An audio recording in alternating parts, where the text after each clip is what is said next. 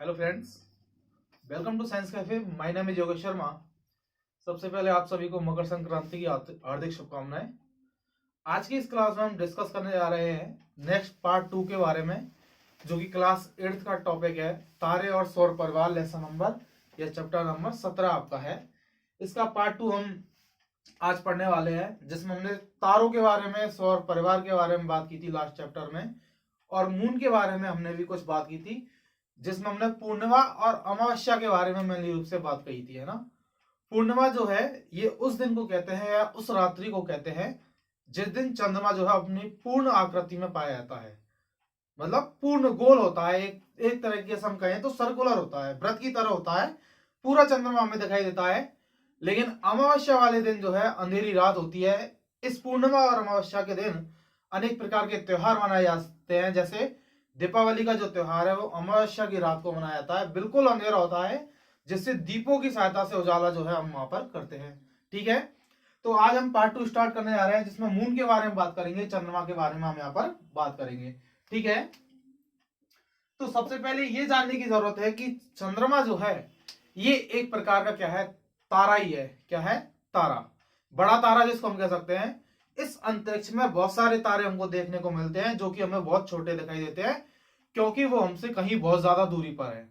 लेकिन चंद्रमा इस पृथ्वी से थोड़ा पास है, तो हमें बड़ा दिखाई देता है।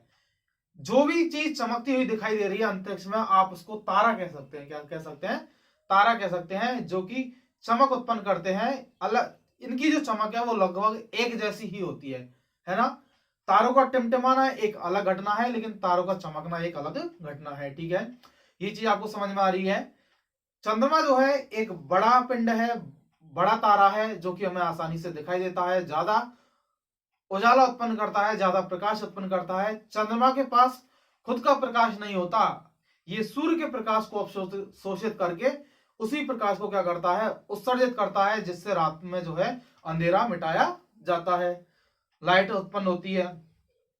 चंद्रमा कहें तो हम पृथ्वी के चक्कर लगाता है, और पृथ्वी सूर्य के चक्कर लगाती है, और पृथ्वी के सूर्य के चक्कर लगाने से दिन और रात बनते हैं। क्या बनते हैं?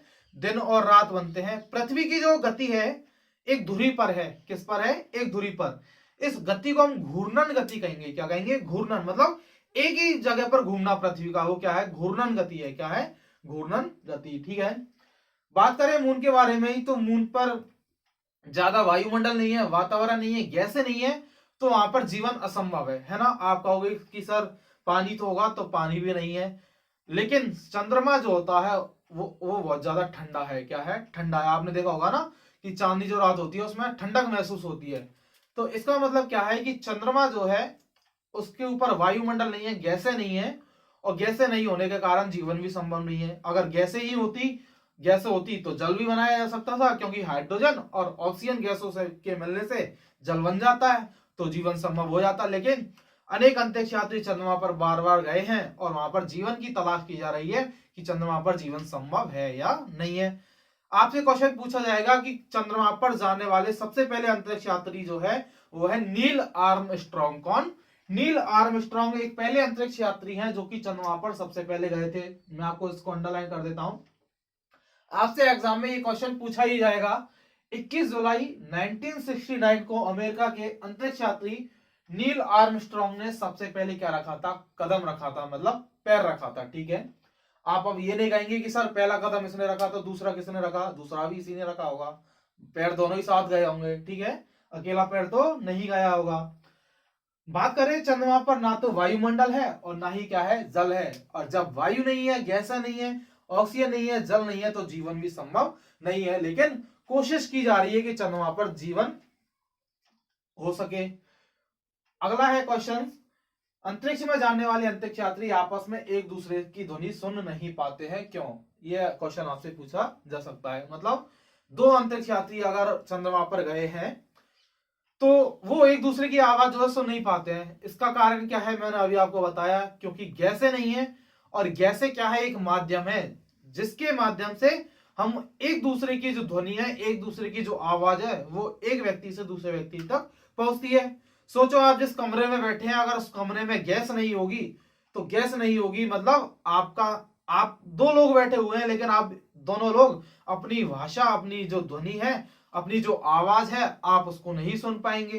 क्यों? क्योंकि गैसें नहीं है, और गैसें जहां पर नहीं है, जहां पर कोई भी माध्यम नहीं है, गैसों से मतलब नहीं है, जल भी अगर है तो जल भी एक माध्यम है, लेकिन जहां पर गैसें नहीं है, जल नहीं है, तो वहां पर कोई भी माध्यम नहीं है, और माध्यम नहीं है तो वो कैसा है? निर्वात। कैसा है?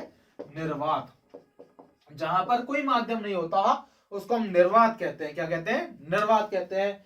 तो जब गैसें नहीं है तो आवाज भी नहीं सुनाई देगी, इसलिए अंतरिक्ष यात्री जो होते हैं वो अपनी आवाज, दूसरे व्यक्ति की आवाज जो है नहीं सुन पाते हैं। देखो आंसर क्या लिखा हुआ है, क्योंकि चंद्रमा पर माध्यम नहीं पाया था, अर्थात वायु का अभाव होने के कारण एक दूसरे की आवाज नहीं सुन पाते हैं। मतलब माध्यम नहीं है, आप सीधी बात याद रखो, माध्यम नहीं होने के कारण एक दूसरे की आवाज जो है नहीं सुन पाते हैं। अब आवाज नहीं सुन पाते तो फिर कैसे काम चलेगा?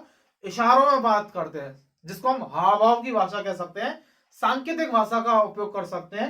ठीक है, उस भाषा का यहाँ पर यूज किया जाता है। अब बात कर लेते हैं थोड़ी सी तारों के बारे में। किसके बारे में? तारों के बारे में। सूर्य भी एक तारा है या नहीं? सूर्य भी एक तारा है जो कि बहुत ज्यादा क्या करता है? प्रकाश उत्पन्न करता है या नहीं? तारा है जो कि पृथ्वी के सबसे निकट है। क्या है? पृथ्वी के निकट है। सूर्य पृथ्वी से लगभग, ये कई बार पूछ लिया जाता है, सूर्य पृथ्वी से लगभग 15 करोड़ किलोमीटर की दूरी पर है। कितना? 15 करोड़। आप सोचो 15 करोड़ कितना होता है ना? गिन भी नहीं पाओगे। सूर्य पृथ्वी से लगभग 15 करोड़ किलोमीटर की दूरी पर है। सूर्य के पश्चात दूसरा निकटतम तारा कौन सा है? Proxima Centauri. ये क्वेश्चन कई बार रिपीट होता है आपके एग्जाम में। प्रोक्सिमा सेंचुरी जो है सूर्य के पश्चात दूसरा निकटतम तारा है। सूर्य की पृथ्वी से दूरी लगभग 8 प्रकाश मिनट है। मतलब जितने भी जो खगोलीय पिंड हैं, इनकी पृथ्वी से दूरी जब भी मापी जाएगी तो वो लाइट ईयर में मापी जाएगी, प्रकाश वर्ष में मापी जाएगी। आप याद रखना। तो यहां पर यही लिखा हुआ है कि सूर्य की पृथ्वी से जो दूरी है वो 8 प्रकाश मिनट की है। किसकी है? 8 प्रकाश मिनट की है। और अल्फा सेंचुरी जो है वो लगभग 4.2 प्रकाश वर्ष दूर है। कहां से? पृथ्वी से। क्या? अल्फा सेंचुरी जो है वो लगभग 4.2 प्रकाश वर्ष की दूरी पर है पृथ्वी से। ठीक है, तो इतनी इंफॉर्मेशन आपको समझ में आ गई। आप इसको नोट्स बनाइए। पार्ट 2 आपको कल आएगा। बिल्कुल, अब रेगुलर क्लासेस चलेगी। ठीक है, पार्ट 2 कल आएगा, लेकिन वीडियो को ज्यादा से ज्यादा शेयर करें अपने दोस्तों को, लाइक करें, सब्सक्राइब करें चैनल को, जिससे आगे की वीडियो आपको तुरंत रूप से मिल सके। ठीक है, आप इसको आराम से लिख सकते हैं, मैं इसको मिटा नहीं रहा हूं। ठीक है, तो फिर मिलते हैं नेक्स्ट क्लास में। तब तक के लिए अपना ख्याल रखिए, खुश रहिए। Thank you, bye.